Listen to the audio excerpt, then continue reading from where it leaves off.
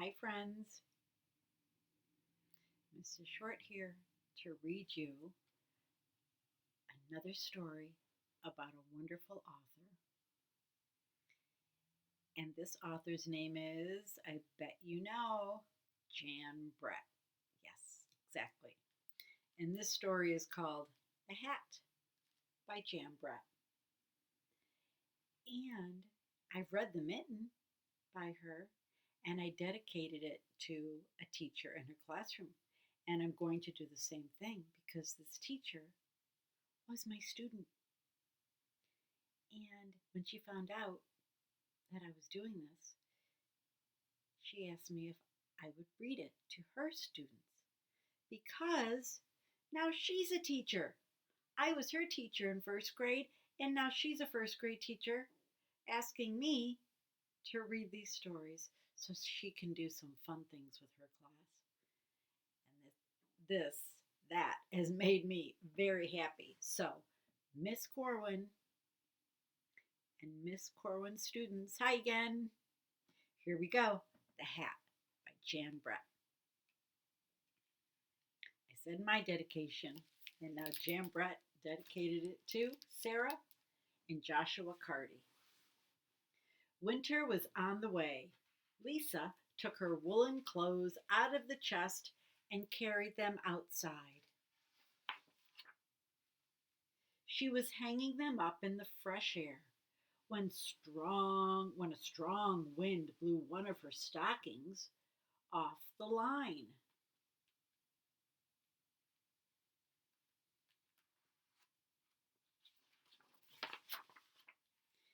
Curious, Hedgie found it and poked his nose in. When he pulled it out, the stocking was stuck on his prickles. How embarrassing, Hedgie thought.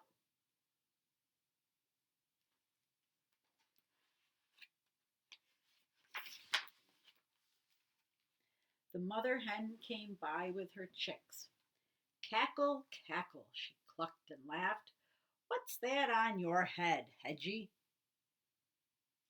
Why, it's my new hat, he told her. Isn't it beautiful? The mother hen cocked her head as if she had an idea. Hmm, and off she ran. Remember what these pictures show?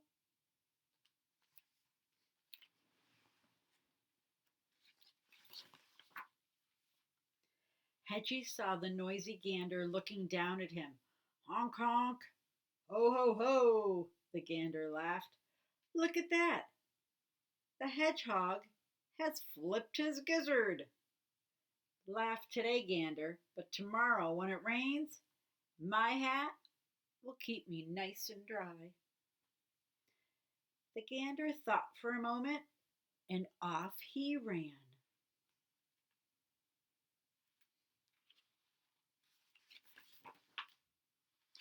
The barn cat was watching from a tree as Hedgie tugged at the stocking. Meow, he called down. What a silly looking hedgehog you are with that thing on your head.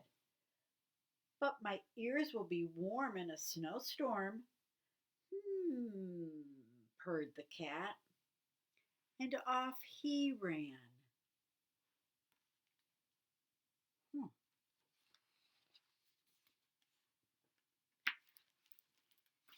I don't want to skip any pages. The farm dog and her puppies found Hedgie in a patch of brambles. These are brambles. Hedgie, is that a hat you're wearing? How funny you look, she barked, and her puppies yelped and giggled. But I'll be cozy and dry when it snows, Hedgie said. The farm dog's ears perked up, and off she ran.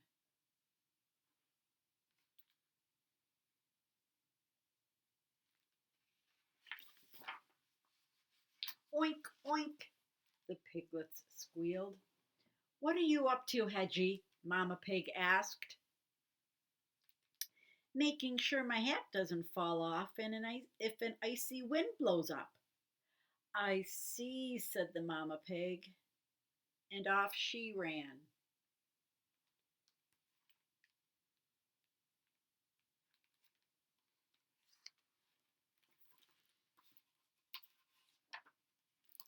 Hedgie, what is that ridiculous thing on your head?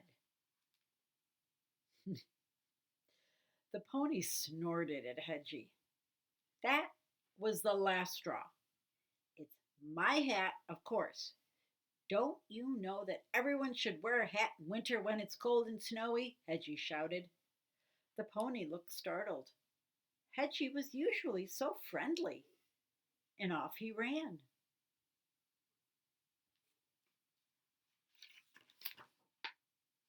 Hedgie just wanted to be alone. He was tired of everyone laughing at him. And with this thing on his head, he wouldn't even fit in his den.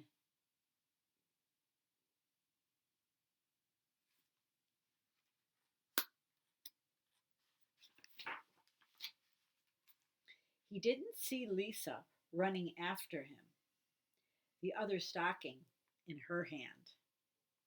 Come back, you silly hedgehog, she called. Oh, Hedgie, even the girl is laughing at me.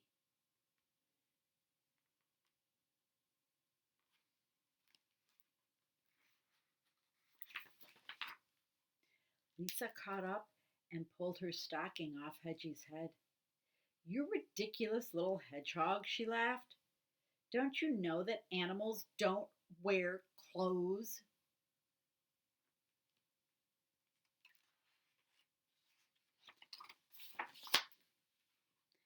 Hedgie headed for his den, and Lisa started back toward the clothesline. That's when she saw all of her missing woolens. Everything that she hung up was gone.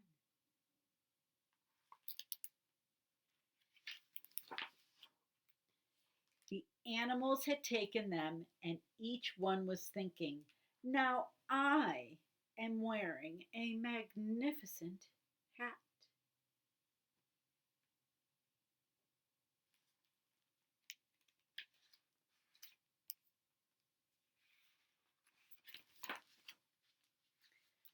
Lisa was still chasing them when Hedgie reached his den. How ridiculous they look. Don't they know that animals should never wear clothes?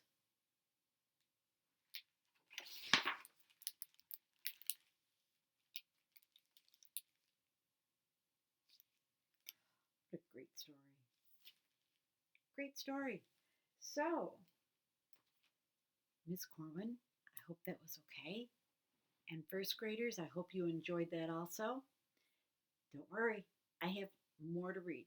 I have another one that I love. It's a little long, but I love it. And then I have one by Jan Brett that I've never heard before. When I went to the library and I asked the librarian, I need all the Jan Brett books you have, a lot of them were taken out. What does that tell you? She's very famous, so she put some on hold for me. That's why I'm saying always go to your library, your school library, your village library, your town library, and take out books that you'd like. Just keep reading or keep listening to me reading. Either way, it's going to help you learn. I can't wait to hear from Miss Corwin the activities you guys do. So, you'll be seeing me again, friends. All right. Bye, Miss Corwin. Bye, first graders. Bye, everybody else.